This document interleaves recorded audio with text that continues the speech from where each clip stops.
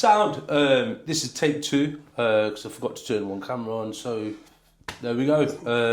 Not professionals, always say. Just a couple of guys and a couple of cameras trying to do the do. So forgive us. We're both poorly. However, we've turned up because we need to make the magic happen and keep this show going. Not mentally poorly. Not mentally poorly. Yeah. Physically poorly. Physically poorly, not mentally poorly. Yeah, today. Yeah, like I say, you know what? Massive introduction to Leroy. We'll come on to something else right at the end. Another reason why Leroy's here today, so we'll save that to the end. However, in between now and then, as we do, and for those of you who've been flicking through and staying with us, well, actually, you can't because this will be the second or third. I've already recorded like 10, so forgive us. Leroy is a massive individual in recovery. Do you know what I mean? We feel really, really grateful to have him on board. We have a massive, how can I say it? A champion in recovery. Sorry, I don't mean to make your head. You know what I mean? Yeah. We do. I can handle it today. I can handle that stuff today. You know, we've got a champion in recovery, and like I say, this is what we're trying. You know what we're going to try and bring. We're going to try and bring, you know, some decent caliber individuals and somebody that carries themselves well. And you know, Leroy just ain't. You know, I don't just thank him in my life. I know what he's done for the fellowship and what he does for the Leicester community himself as well. In and outside of the rooms. So yeah, I'm not going to babble on, as I always say. So we'll cut straight to it. Leroy will introduce himself, share a little bit about what life was like before you got to recovery. Do you know what I mean? A little bit about your addiction and you know who is Leroy? Do you know what I mean? Where did you grow up? What happened to you? You know, what kind of made you get to the point of actually turning your life around? So, and then we'll take it from there, man. You know. And, you know, I think more importantly, the whole reason why we're doing this is carrying the message, right? So, you know, I'd rather you focus more on that because, you know, you've got some wisdom. So, yeah, over to you, brother. Nice one. Okay, so, yeah, I'm Leroy, as you've said. Do you know what, when you was talking then, I was sitting here and I'm thinking, and it's something I've been reflecting on. There's a massive movement today in recovery, and it's beautiful to see. You know, because when I first came around, God, we're talking about 15 years ago, you know, especially in Leicester, you know, it wasn't that big. It was the start of something beautiful. You know, when I look at it today and where we're at today and the people that are about and in recovery, it's just, it blows my mind. It's beautiful to see. You know, it's a strong message of hope for those that are still struggling to kind of get this stuff. You know, and I've been a part of that movement for multiple years, and it's nice to kind of be involved and being able to carry a message of hope to them individuals that are out there still. Yeah, I've been around multiple years. You know, I work in the field, have done for multiple years. Not long, started a new job. You know, I'm a manager. You know, that blows my head off. It's just like, wow, Leroy's a manager. They've allowed me to kind of manage people. You know, I struggle to manage myself some days. But yeah, and these are the kind of gifts that this stuff has given me. Yeah, it's beautiful stuff. You know, I'm just going to look a bit about my, you know, as a child growing up, the environment and all that kind of stuff. You know, so my mum was a single parent with two boys. I was quite wild as a child. You know, what I know today is I'm diagnosed with ADHD. So I was bouncing off walls from a very young age. Okay. You know, and this is in the 70s. Nobody knew what it was. This kid's very naughty. Can't sit still, can't keep still, interrupts. And I kind of left school thinking I was stupid and not good enough because severe dyslexia and ADHD, it wasn't recognised in them days, you know, and I was constantly outside headmaster's office, constantly in isolation. And it weren't for anything serious. I was never naughty, you know what I mean? I was just very hyper. But when it came to sports, you know, I excelled because I was able to kind of, get about and do what I was doing, burn my energies off. Whereas sat in a class academically, I really struggle. And that would be the times that I would get myself in trouble. I wouldn't say trouble, it was, you know, I'd be nattering to the pupil next to me, you know, I'd say silly things, you know, and I'd be sent out of class, then sent to the headmasters. and then put into isolation, you know, and that's how it was for me at school growing up, you know, and I left school at a very young age. I was expelled from school, 13, 14, and that's when I got caught up in kind of all crime, basically. And I don't want to say gangs, but today's people would say that was a gang. We used to call ourselves, we were a crew. Crew. Crew. We was a crew. We were just a bunch of guys, and what I realised today is we all had something in common, that we were all vulnerable. We all had all these underlying issues going on, and we just kind of connected. But we'd be getting up to no good, you know, and my crime would escalate. You know, it started off with kind of nicking car stereos, you know, and that progressed. Over the years, it progressed to high level crime, you know. But going back a little bit, you know, 13, 14, children's homes, you know, and that weren't because my mum didn't want me. My mum did everything for us in the sense of she worked hard, but she wasn't available, if that makes sense, because she was working all week. And then at the weekends, you know, she'd like to go out and have a drink with her friends. You know, she was very young when she had me. She was 15. So you can imagine, I'm 14, she's 28, 29. She's still trying to live her life as such, going out and doing all that stuff. So there was no, what's the word I'm looking for? There was no one watching us, me and my brother, really. It's like we was left to our own devices, you know, and I loved being outside, you know, and I loved taking risks from a very young age. You know, like I said, I got involved in this crew, you know, we'd be uptown, you know, in the city centre, we'd be shoplifting.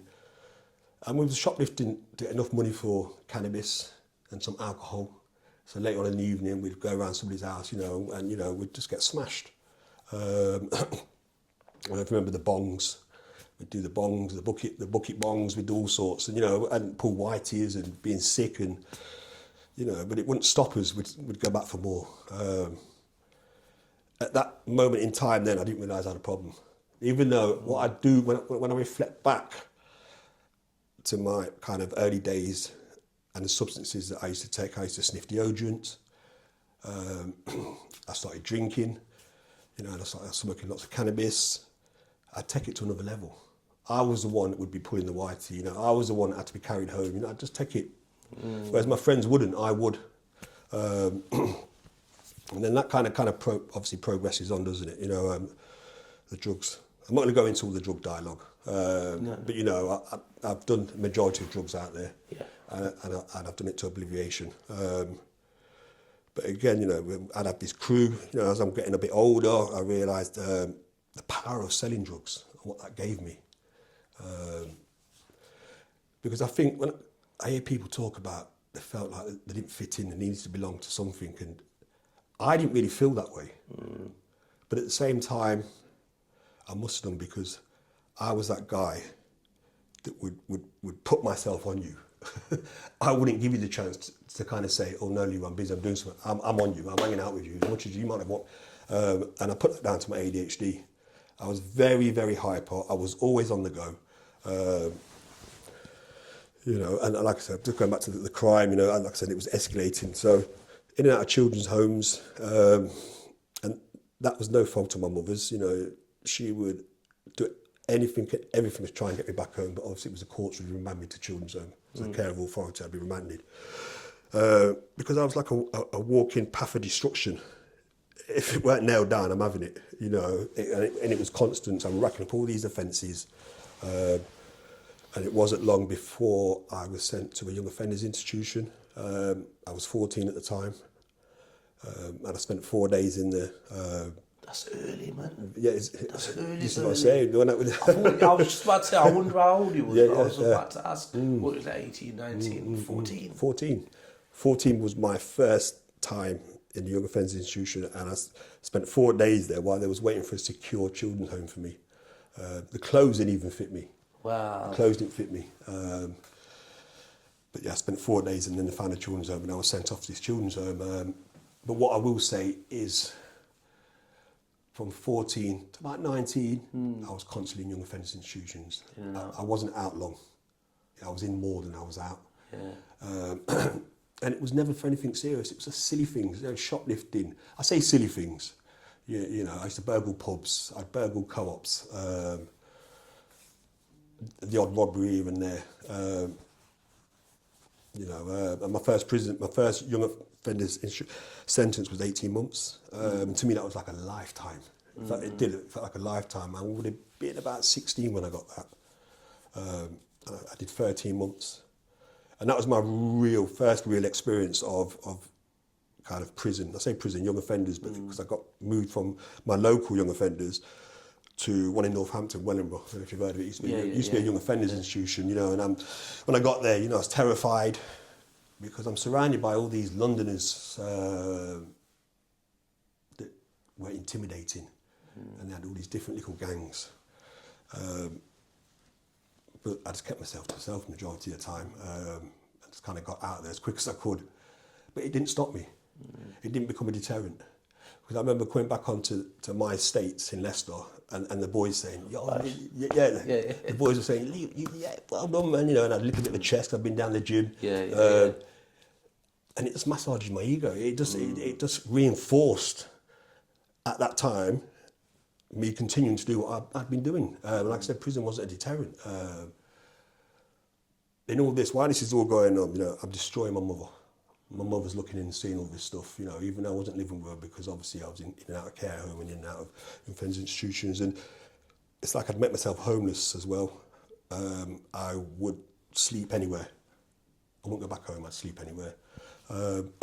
Because I'm just excited. It's like I can't explain it. I'm just excited by life. And I wanted to get into the mix of things.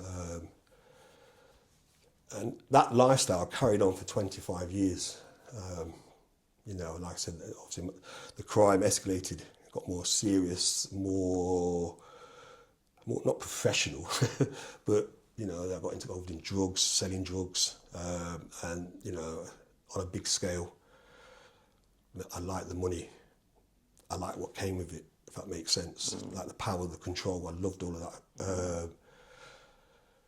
But I like drugs as well. And that was my downfall every time, you know, it was drugs every time, you know. And my last prison sentence was in 2007, and I just had my second daughter. She was, when I went away, she was, how old was she? 4 months old. I remember when I came out, she was 18 months old. But something happened to me on that prison sentence, in the sense of, normally when I go into prison, I play up anti-authority. I'm not conforming. I'm going to do what Leroy wants to do. But this sentence wasn't like that. I kept myself to myself. I didn't want to be there. You know, I was questioning, where's my life going? What am I doing with my life? You know, I can't continue like this. I've got 2 daughters and a stepdaughter. What's wrong with me? Why can't I stop doing what I'm doing? You know, and leading up to that as well, you know, there was the drugs, and I'm talking, you know, I ended up on hard drugs. It's like I meet people and work with people that will use a certain drug throughout the whole of, you know, their drug history. I was that guy. I would change. I couldn't sit with one. So there was a multitude of drug use. But, you know, when I put drugs in me, it was to obliviation. I didn't take it. Like somebody would sip a glass of wine or sip a beer. That wasn't me. I'd get the can, I'd be like, I have to gulp it. If I had a glass of wine, I'd have to knock it back and then refill, knock it back, refill. And it was the same with the drugs. It's like I had to take it to obliviation. Do you know, so just before Leroy, so you was just about coming on to, this change of psyche in this prison sentence. Yeah. Prior to that, because not many people talk about it, right? So obviously when you're out there moving weights like packets of biscuits and whatever you're doing, right, and you're earning a couple of quid, the ego, the lifestyle, the false pride and everything that kind of comes with it. Because I know you well enough, to ask you this. Because that's just a facade, right? Do you know what I mean? Yeah, of course. Yeah, that stuff's just the eggshell outside, yeah? It's like my armour. Yeah, that's your armour, right? So even though, because I know we could go to the biggest man in Leicester right now, he could be flossing right now, but we can go to him and actually sit him down and say, how are you feeling? Yeah, exactly. Yeah, Exactly. how you feeling, and that's what I was just gonna ask you, Leroy. So just going back before this prison sentence, before you had this kind of change of heart, because you're on autopilot. So you've skipped, hopped, and jumped through wire wires and prison sentences and the streets, and and probably probably by now he's probably skipped past crews, and you probably had your own little crew or gang or whatever you call it, or what you was doing. So you've skipped through life. Was there at any point that you tapped into your feelings, or was there any recognition of, I feel a bit fucked here? Or... Yeah. When I can explain it. My drug use, I was that kind of drug addict that during the week, if I'm working, I wouldn't use drugs. Well, I would. I smoke cannabis and I might drink a bit of alcohol here and there. But then come the weekend, and this is me functioning, by the way. Yeah, this is me functioning, thinking I'm doing all right. The weekends, Friday comes, it'd be down the pub, and I'd promise my partner at the time then, a few beers with the lads, I'll be home. And if you'd have put me on a lie detector, I'd have passed. Because I genuinely meant that. Yeah. But it never turned out like that. So I would be out from Friday to Monday morning, sniffing cocaine, drinking as much vodka as I could, and popping as many pills as I could. But that was okay, because I weren't on the hard stuff in my head. Because I'd experienced the hard stuff many years prior, and it was a short spell. I say a short spell, it was a year of being on the hard drugs for about a year. And the reason I'd stopped the hard drugs because I got a big sentence. I came out, and that's when I got my first job, and I tried to kind of do it all, live normal, and hold down a job and a family and all that. And I couldn't. I managed it for 5-6 years. But then, obviously, the hard drugs came back in. And I would be having suicidal thoughts. I would question myself, why? Why can't I be like them two over there? That couple walking down the street, holding hands, smiling. Or, 6 in the morning when I've been on a bit of a binge, and I'm making my way home and I see people going to work. I used to laugh at them. Normal earthlings. Yeah. I used to laugh at them and say, boring. Yeah. I'd be like, you lot are crazy, man. There's easier money to make than getting up in the morning. You're just being controlled. All that kind of silly stuff, I'm telling you. But as the years progressed, and the pain got deeper and harder, and I was starting to realise I didn't want this lifestyle anymore. I want what they've got, but I didn't know how to get what they've got. And that's when I kind of just accepted you're just going to be a drug addict all your life. You're living out of prison all your life, because if you could change, you would have changed. You can't change for your children. You can't change for partners. You can't change for your mum. It's just like, I love my children dearly, but I would have stepped over them to use. In fact, I did step over them to use when they were babies. So yeah, there were times where I sat with myself and reflected, and but the pain would be that painful. I would use. I'd have to use to kind of mask that pain up. And I've heard people talk about, as long as they could keep putting something inside them, they was all right. It's when they stopped putting something inside them that they wanted to end their lives. So yeah, I definitely reflected. And like I said, when I got into prison, we just spoke about the psychic change. There was something going on. I've heard people talk about spiritual awakening and all that kind of. Something was happening. Because all my prison sentence, I would mess around, I would lose days, I'd be in solitary confinement, I'd be shipped to different prisons. This prison sentence was different. I got myself an orderly job, which I'd never done. I was on enhanced, which I'd never had. I was yes sir, no sir, mopping floors. And I wanted to change. I really wanted to change. I wanted to turn my life around. But I didn't understand what I was dealing with. I didn't understand what I was inflicted with. So like I said, I came out of prison, and it started off good. I had a good mindset, get a job, and just focus on working. I got my children, but it wasn't long before I thought it was a good idea to get back on the roads and start doing what I know what to do. And it wasn't long before I relapsed again. And this is when I tried to take my life, because I thought, what's the point? You know, I mean, I'm no good to my children. I'm not look at my mum. What about me? I don't want to be in and out of prison the rest of my life. I don't want to be using drugs the rest of my life. And, you know, and I tried to end my life, you know, and it was my daughter, she's now 18. If it weren't for her, I wouldn't be sat here. And I think that's when I kind of reached out for the first time in all my life. I reached out for help. How old was you at this point? I would have been about 38. Okay. Yeah, 38 when I first reached out. I was quite fortunate really, because when I did reach out, it was to my probation officer, and I hate authority. I didn't want nothing from them, but I was desperate.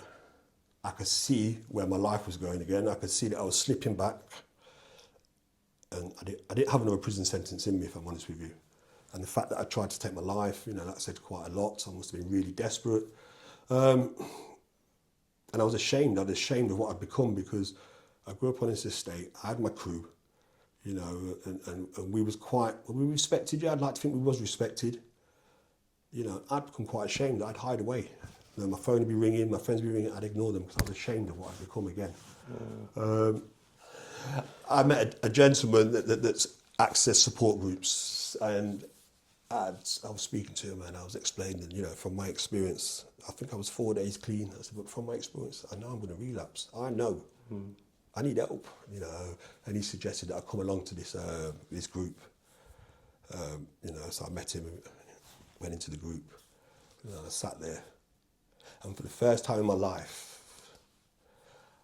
I felt like I wasn't alone.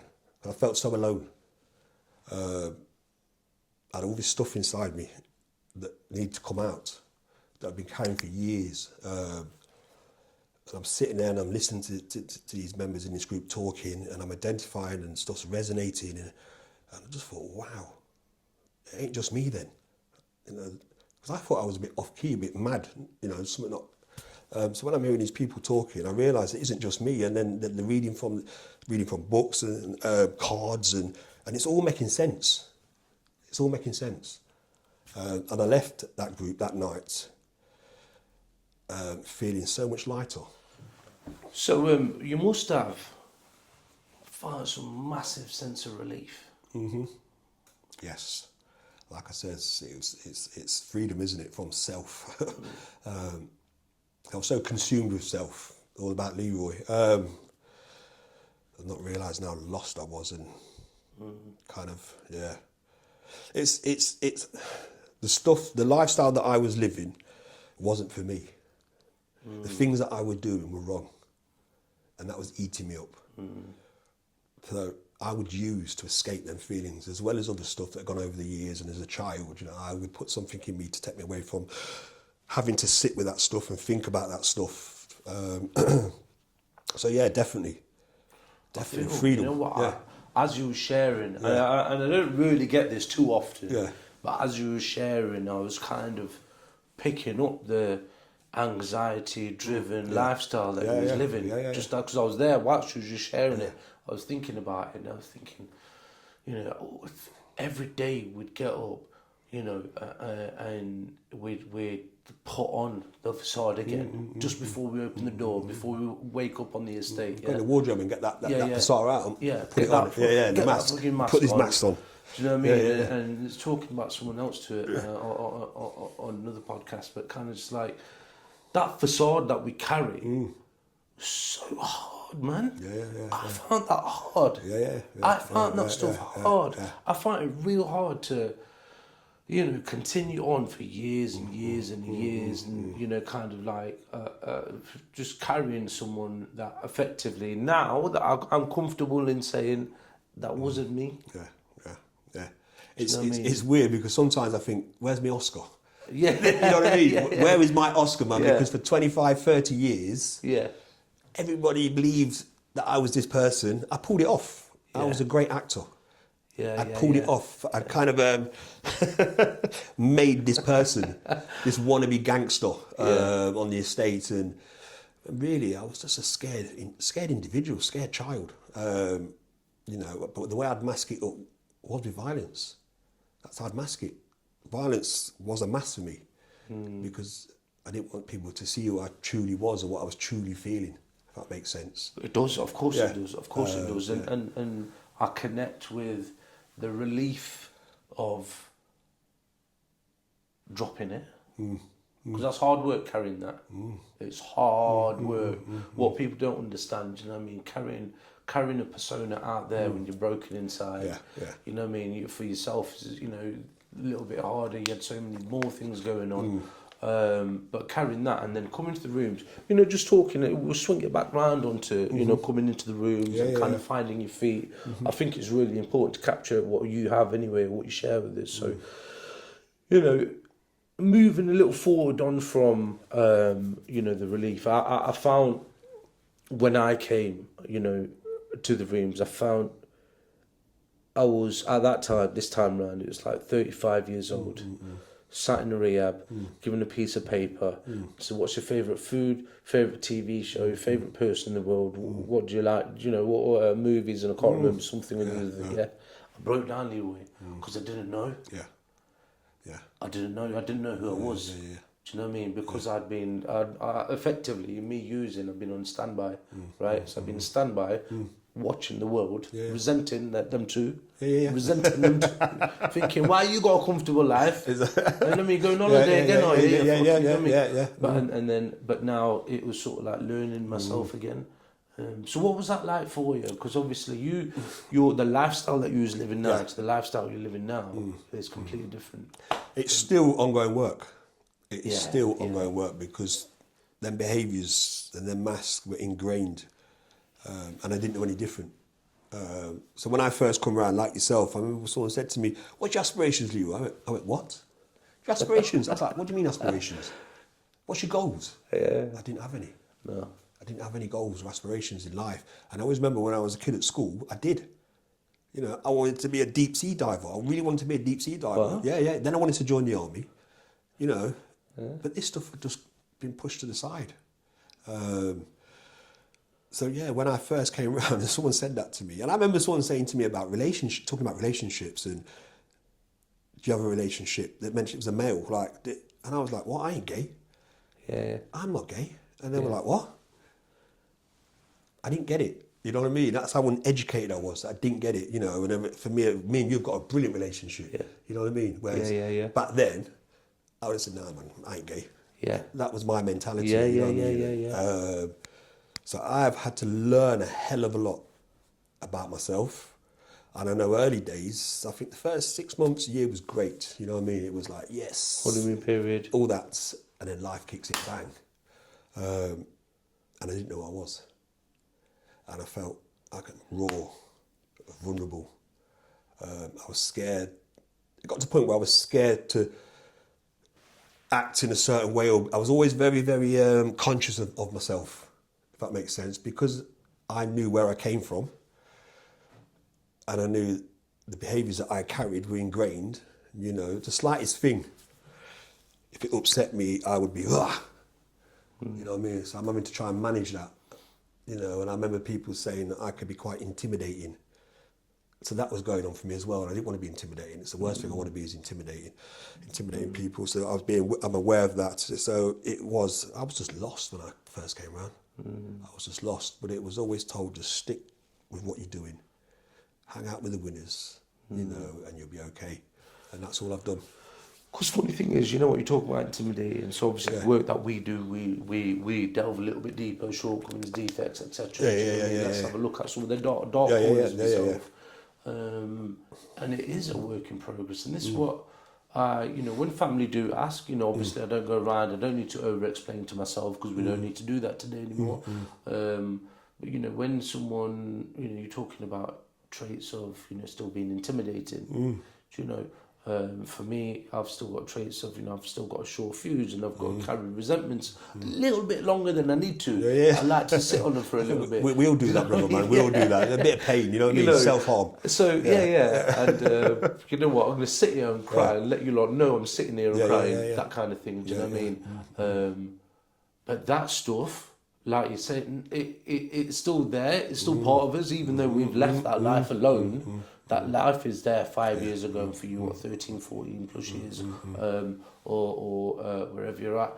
You know, for me, it's kind of like that stuff comes up when I'm driving and I've been in my lane for the last 2 miles and somebody decides they want to cut up right at the end, I'm seething. I want to get out of the car, but it's 9 o'clock in the morning. I've got kids crossing the road.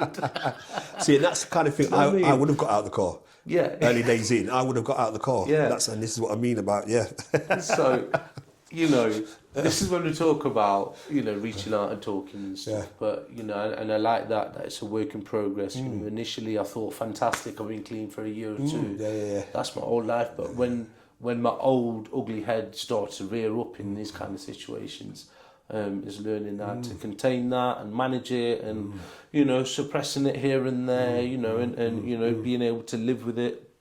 You know, so I think one of your things, I just want you to share a little bit about, you know, moving a little bit forward. So thank you for what you have shared so far, Leroy, I really do. Moving a little bit forward, on from that. So without saying where you work, and also what you did where you previously worked for like 12, 13 years, why did you choose this? I always ask people that work in services, 'cause I'm the same way. Because I know you've got opportunities elsewhere with a little bit more quid, you know, a couple of, you know what I mean, with a little bit more money.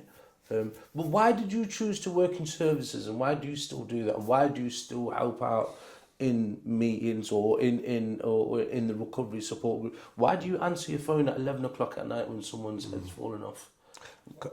I believe it's meant to be. I believe that's what God wants from me. I believe because I didn't want to work in the field. That wasn't. I'd never give that, you know, a second thought. I wasn't even like I want to work in and be a drug worker or whatever. It just happened. It's straight. Basically, you know, for me it was. Going back to when I requested help and I approached my probation officer and they signposted me to a drug service, and then they got me involved in peer mentoring, so volunteering, supporting individuals getting into recovery and kind of share their experience with them. And I liked it. It felt right. And I got a lot from it. You can't put a price on it, I don't think. No. You really can't. I did that for 2 years. I'm a man that, back in the day, I loved money. You know, I'd love to drive nice cars and wear nice clothes. I was that kind of guy. Yeah. But when I got into this voluntary work, it just did more for me than any amount of money could do for me. You know, and I went off to university. I did a degree in drug and alcohol counselling, and I enjoyed it. I just enjoyed all that stuff. That's massive. Yeah. And a little earlier, you said you struggled reading and writing in school. I'm severe dyslexia and ADHD. And now you got a degree. I got a degree. I've done many courses prior to that and after that, at colleges, and I enjoy it. I enjoy learning. I really do enjoy learning. But going back to your question, it's like I fell into it, but I feel it was meant to be. Otherwise, it wouldn't have happened. And like I said, for 2 years, I was volunteering. And then applied for my first role with probation. Right. And people were like, "You ain't gonna get a job there, Leroy." But I got the job. Wicked. You know what I mean? And I was there for about 18 months, and then applied for a job in drug services because that's where I really wanted to be. Yeah. And I got the job. And then obviously I was with them for multiple years. And now I'm in a new job as a manager, which I really do enjoy. Sometimes, you know, the self-worth and self-esteem can kick in. I don't think I'm good enough. I ain't going to be able to pull this off, you know. But it's going all right and I enjoy it. Fantastic. Yeah. And I trust in the process. Yeah. Amazing. You know, obviously the term didn't exist then with lived experience. Yeah. But you are one of the few that I know that had started working for services that many years ago with lived experience. Do you know what I mean? Because it wasn't, now it's sort of like every man and his dog are getting a job, with lived experience. I don't mean that in a bad way to anyone who's just got a job. It's easier to walk in with lived experience. It's easier to walk because services are, you know, very recovery focused now because of 20% recovery agenda and that.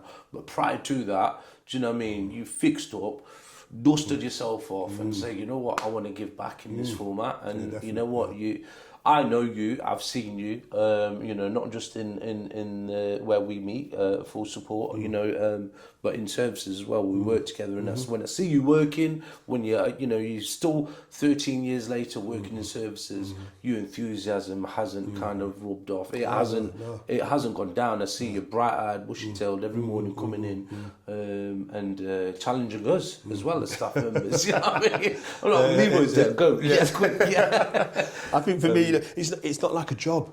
Nah, I don't Does that see make it sense? with that. It's not like a job. I don't think Sunday I've got work tomorrow. God, no. Yeah. I It's a lifestyle. And I enjoy it. I get a lot from it, you know. And in fact, now I'm looking forward to going to work tomorrow. I look forward to going to work, you know. So I enjoy what I'm doing, and it's just I feel privileged because there isn't many people out there in society that are working in jobs that they really enjoy doing. No, you know what I mean. We're chasing the money, so we take a job to chase the money. But I'm content. My children are happy. I'm in a loving relationship. You know, my son lives with me. My relationship with my mum is beautiful. You know, she's my best friend today. You know, and same with my siblings. You know, it's just it's beautiful. I want to complain and I want to moan and I want to play the victim. Yeah. Reality, on paper, I'm all right. Yeah. Life's good. Yeah. You know what I mean? Life is good. It really is. And that's because I just do what's needed to be done and I look after myself today. So. No, good man. I appreciate your time, Leroy. I really do, and I guess coming back onto it, you know, not to take up too much time again, but coming back onto it. This way of life is, for me anyway, and I know for you and for many others, it's like a lifestyle now. Do you know what I mean? For me, it's this is who I am. You know what I mean? Recovery was my forte. Do you know what I mean? With whichever side I was sat on, you know, 15 years in and out the rooms, and you know, similar for yourself, and all you've been around a lot longer. But it was that thing of I didn't really have a skill as such. I weren't really taught a particular topic at school that I could have carried on really. However, I know how not to do things. I don't know how to do certain things, but I know how not to do certain things. Definitely. And you know, my way of giving back was, you know what, I like, and you know, when I come across you guys was many years ago. You know, I looked up to, and I still look up to you guys. You know, what I mean, I still think to myself, these guys. When I went out and done research, come back and I look. These guys are going to the same. These guys are still doing the same thing, same meetings, same format, and these guys are killing it. They're still doing great.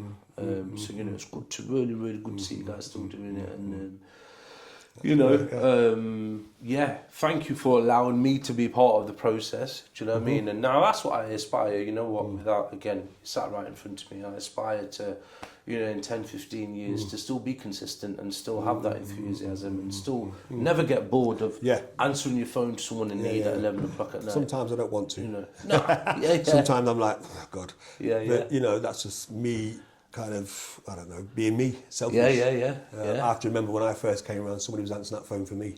You know what I mean? And was there for me. And I had to remember that stuff there.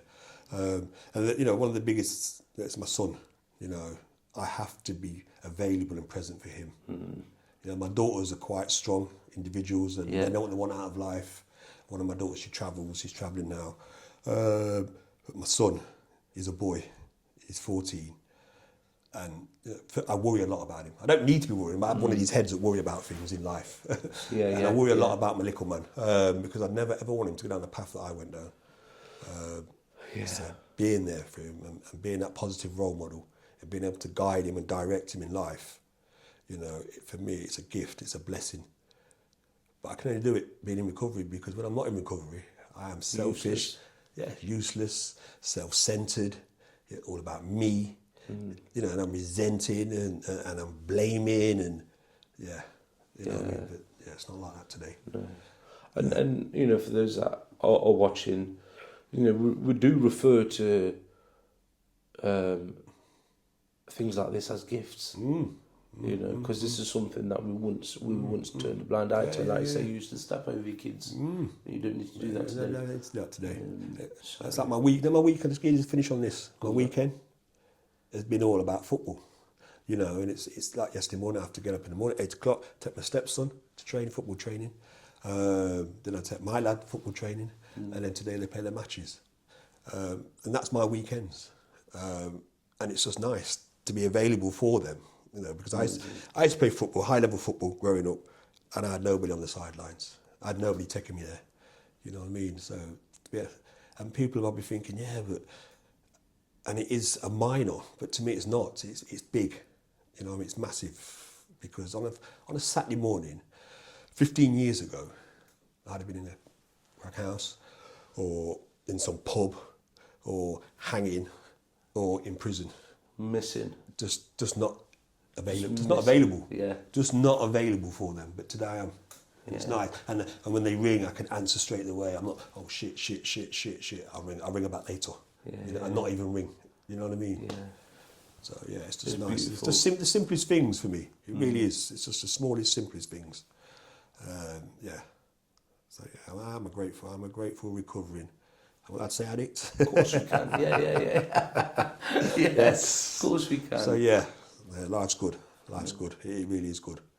So, yeah. No, good man. Appreciate you. Appreciate you, Leroy. Really, really do. And you know what? If you enjoyed what Leroy's had to share, don't worry. This ain't going to be the last that you've seen of Leroy. So partly what we was going to share was this kind of little venture that we're doing. Leroy's jumping on board, so Leroy is going to be our second host. Is that the right way to say it? Our second host. Leroy is going to be our second host. Second host. So Leroy is going to be doing a week a month, or 2 weeks a month, or wherever that falls in place, or whatever suits you. And the idea is eventually we're going to have 3-4 different hosts. We're going to have different environments, different people. We're going out to different detox centres, rehabs, and we will be talking a lot of our group that we're going to be talking about substance use, alcohol, and it's not going to be limited to that. We've got a lot of different people from different walks of life. If you're a professional that wants to reach out and you got something to share, reach out to us. We'd love to hear what you do, how you do it. So we've got a police and crime commissioner lined up. We've got people from mental health services lined up.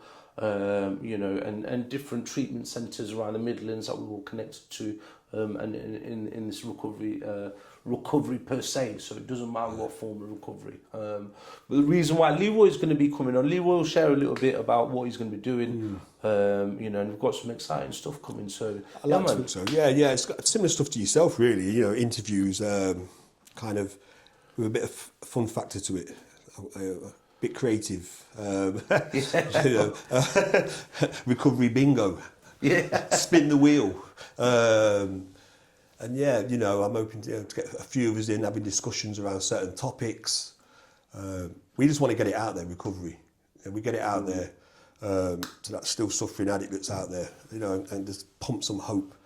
And kind of work around that stigma, you know what I mean? Because people will come into recovery and then hide, or people won't open up and talk about stuff because they're ashamed. And for me, like my journey was that, I kept a lot to myself. So that's why, for me, this stuff's paramount, that we can get it out there. So get subscribing now, please. Yes. And let's get this out there. Do that, please do. Yes, you're right, Leroy. And let's smash the stigma around once a crackhead, always a crackhead. Because it's a lie. It's a lie. Yeah. So yeah. No, fantastic. No worries. Appreciate you, really do. And I look forward to. Do you know what I mean? I look forward to this stuff. This is exciting. It really is. Do you know what I mean? A new. This has been in the pipeline for a long, long time. It was an idea planted in my head about 5 years ago in rehab, and the time before that. And here we are. So it's amazing. A gift. This is a gift. So like Leroy said, you know what? Hit the magic buttons, share it with your friends and family. If you know there's someone out there in need, just forward a video on. That's the purpose of this is, we're not going to be Joe Rogan podcasters. We're not going to, we're not hitting this sort of sponsorships. This is nothing. This is just a couple of guys with a couple of cameras with spare time on a Sunday to come and put some stuff together, hopefully to carry the message. So give the page a follow, send it out to a friend, send it out to a family member, and stick around. Follow the other socials. We are going to stay with the name still standing. because we are still standing. I was going to change it. I was going to change the name. I didn't even know it was that. Still standing. Still standing, yeah. Oh, you didn't know. I didn't even know. I was going to change the name. There's a couple of others, but we will outgrow them and we will outperform them with your help. So, and it ain't going to take much doing. So, yes, I appreciate you. Love to all of you guys that have tuned in and stayed with it throughout the process. So, Leroy, thanks again, brother. Really do.